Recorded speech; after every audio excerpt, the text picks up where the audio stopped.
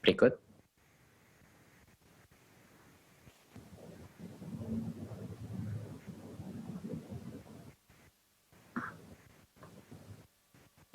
Oke, sedikit mengenai pendidikan tinggi. Berikut. Ya, tahun akademik pendidikan tinggi tetap dimulai bulan Agustus 2020, ya.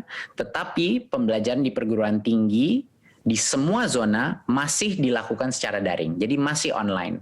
Belum belajar tatap muka, belum masuk. Dan alasannya adalah universitas juga punya potensi mengadopsi belajar jarak jauh lebih mudah daripada pendidikan menengah dan dasar.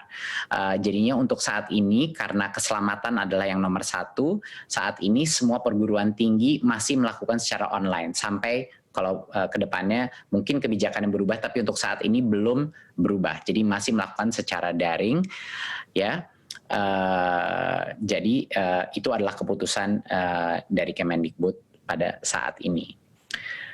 Tapi ada yang namanya aktivitas prioritas, ya. Aktivitas prioritas itu adalah aktivitas yang sangat berhubungan dengan kelulusannya mahasiswa yang sulit sekali dilakukan secara daring. Contoh, penelitian di laboratorium untuk skripsi, tesis, dan disertasi, biasanya ini adalah small group ataupun individu, project-project individu.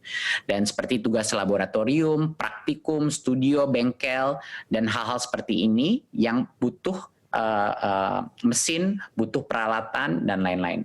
Kalau ini aktivitas prioritas yang berdampak kepada kelulusan siswa, masing-masing pemimpin perguruan tinggi diperbolehkan untuk mengizinkan aktivitas mahasiswa datang ke kampus hanya untuk aktivitas prioritas itu yang berhubungan dengan kelulusannya. Kenapa kita perbolehkan ini? Karena kita tidak ingin mengorbankan potensi daripada setiap mahasiswa untuk lulus pada saat ini, karena itu akan menciptakan berbagai macam masalah lainnya. Tetapi pembelajaran masih dilakukan secara online, jadi ya masih tidak diperkenankan untuk melakukan kuliah tatap muka, tidak diperkenankan berbondong-bondong untuk mahasiswa masuk ke dalam kampus, cuman buat individual project mereka yang khusus prioritas untuk kelulusannya. Berikut.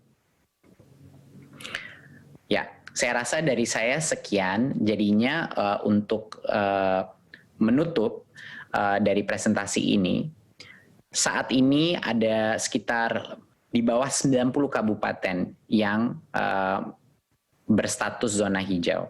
Dan ini merepresentasikan 6% daripada populasi peserta didik kita.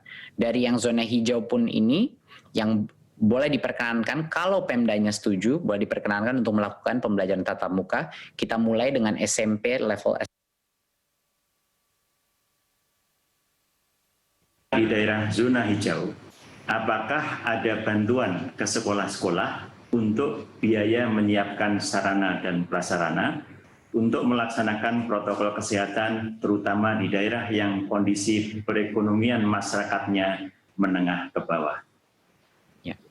Seperti yang tadi sudah saya jelaskan, kita hampir ada 100% fleksibilitas dana BOS di masing-masing daerah yang bisa dipergunakan untuk mematuhi protokol kesehatan tersebut. Jadi itu sudah dibebaskan, dibikin 100% fleksibel bagi kepala sekolah untuk mengalokasikan dana anggaran BOS.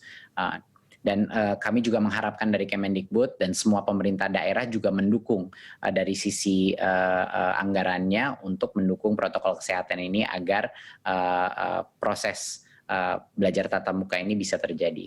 Jadi harapan ini adalah suatu inisiatif yang gotong royong antara pusat, daerah, dan berbagai macam lintas kementerian.